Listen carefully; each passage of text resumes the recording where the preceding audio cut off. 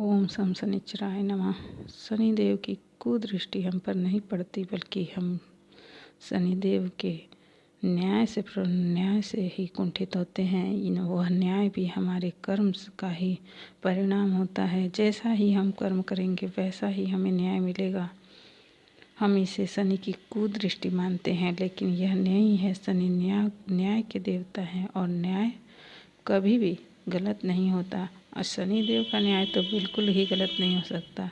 यदि आप शनिदेव की कुदृष्टि से परेशान हैं, आपकी राशि में शनिदेव उस तरह से विराजमान है कि आपको लगता है कि आपके कार्य सफल नहीं हो रहे हैं और इसकी वजह शनिदेव हैं, इसकी वजह शनि की पीड़ा है और शनि की 7.5 है, तो आप गलत सोच रहे हैं। शनि की 7.5 शनि की 7.5 सोच कर आपने शनि देव को कुंठित करने का एक मार्ग अपना लिया है। बल्कि आपको यह करना चाहिए कि शनि देव को प्रसन्न रखना चाहिए। आपको यह मानना चाहिए कि शनि देव ही आपके सारे कार्य कर रहे हैं और शनि देव ही आपको कार्य में न्याय दे रहे हैं और शनि देव ही आपका मार्गदर्शन कर रहे हैं। यदि शनि देव आपका मार्गदर्शन कर रहे हैं तो वह कभी गलत नहीं हो सकते। एक बात जान लीजिए, यदि हम किसी के प्रति अपने मन में कुंठा रखेंगे तो हमें सामने से कुंठा ही मिलेगी। और हम यही करते हैं। हम शनि देव को एक देवता न मानकर उन्हें अपने मार्ग की बाधा मान लेते हैं और यही हमारे जीवन पर प्रभाव डालते हैं। यह सोच ही हमारे जीवन पर प्रभाव डालती है। शनि देव हमारे लिए अच्छा सोच रहे हैं, हमें न्याय दे रहे हैं, हमें कर्मनिष्ठ बनने के लिए मार्गदर्शन कर रहे हैं। तो हमें शनिदेव की पूजा उस प्रकार करनी चाहिए जैसे वो ही हमारे मार्गदर्शक बने, वो हमारे मार्गदर्शक बने और वो हमारे लिए वह रास्ता दें जिस पर हम सफल हो सकें। तो सफलता का अगर मार्ग चाहिए तो शनिदेव के प्रति मन में भाव रखिए, मन में अच्छे भाव रखिए। वह हमारे जैसे सारे देवता हैं। अब आप अगर हनुमान जी की पूजा कर रहे हैं, आप अच्छा कर रहे हैं, हनुमान जी की पूजा कर रहे हैं या गणेश जी की पूजा या शिव जी या किसी अन्य देवी देवताओं की पूजा कर रहे हैं, मन में एक विश्वास रखिए कि सारे देवी देवता एक ही हैं और आप ईश्वर की पूजा कर रहे हैं। ईश्वर के विभिन्न रूपों को प्रणाम करते हुए आगे चलिए। मार्ग में आपकी कभी बाधा नहीं आएगी।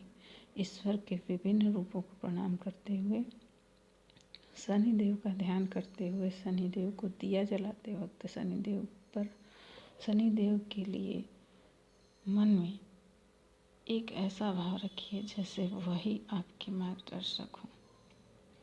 और मैं कहना चाहूँगी कि देखिए, अगर आप घर के बाहर शनिदेव को दिया जलाते हैं, शनि मंदिर में या पीपल के पेड़ के नीचे, तो यह बहुत ही लाभकारी है, इसमें कोई संदेह नहीं है। लेकिन अगर आप वहाँ नहीं पहुँच पा रहे हैं, आपके घर से पीपल का पेड़ दूर है या शमी का पेड़ दूर है, आपके घर के बाहर जाने की इजाज़त नहीं है या आप ऐसा नहीं कर पा रहे हैं, तो कोई बात नहीं। आप घर में ही चावल और तिल से ज़मीन पर सजाकर हल्का फुल्का जैसे पानी से आपने लेप लगाया, उसके बाद चावल तिल बिछाया और उसके बाद दिया जलाई आपने। इसमें सरसों का तेल या तिल का तेल डाला, आपने दिया जलाई शनिदेव को याद करके, तो वह भी बहुत लाभकारी है। मन में श्रद्धा ज़रूरी है और मन में विश्वास भी बहुत ज़रूरी है। तो ईश्वर से सदैव पूजा पाठ करते समय श्रद्धा और विश्वास मांगना ही चाहिए।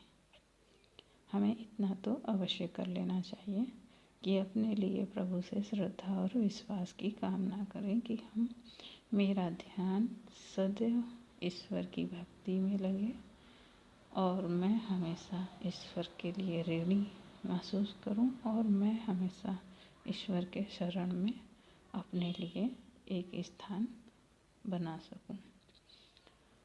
हमें कभी भी ग्लानि नहीं महसूस होनी चाहिए। इस प्रकार की ग्लानि तो बिल्कुल नहीं महसूस होनी चाहिए कि हम ये नहीं कर सके, हम वो नहीं कर सके। हम पूजा में इस तरह से पूजा नहीं कर सके, उस तरह से पूजा नहीं कर सके, हमने विधि विधान से पूजा नहीं की, ये सारी बातें हमें ग्लानि से भर देती है और हम जो संतुष्टि पूजा पाठ करके पाना चाहते हैं वह संतुष्टि हमें नहीं मिल पाती। यदि संतुष्टि पाना है तो हमें पूजा पाठ करते समय ये सारी बातों को नहीं ध्यान देना चाहिए। हमें केवल एक ऐसी भावना रखनी चाहिए कि हम मन से पूजा कर रहे हैं और वह पूजा हमें बहुत ही फ़ायदेमंद हो जाएगी और यह पूजा हमारे लिए बहुत ही ज़रूरी भी थी करनी। तो एक तरह से आत्मा की शुद्धि, आत्मा के साथ मिलन करके यह पूजा पाठ की विधि करनी चाहिए, न कि कर्म कांडों को मानते हुए करनी चाहिए। अगर आप कर्म कांडों को लेकर चलेंगे तो बहुत सी ऐसी बातें आएंगी कि लगेगा कि आपकी पूजा संपन्न नहीं हुई और यह संपन्न नहीं हुई तो मेरा कार्य नहीं हो पाएगा। तो अगर कार्य नहीं हो पाएगा उसी क्षण आपके दिमाग में आ गया तो वह कार्य कैसे होगा। पूजा करने का अर्थ है कंसंट्रेशन, एकाग्र चित्त, एकाग्र भाव। यदि आप एकाग्रता से कोई कार्य करते हैं तो वह कार्य जरूर सफल होता है। आपकी एकाग्रता किस प्रकार की है यह आपके ऊपर डिपेंड करता है कि आप किस प्रकार से भाव रखते हैं। भाव के भूखे भगवान हैं, ये आपने कहा है, आपने समझा है, आपने जाना है। इसे महसूस कीजिए।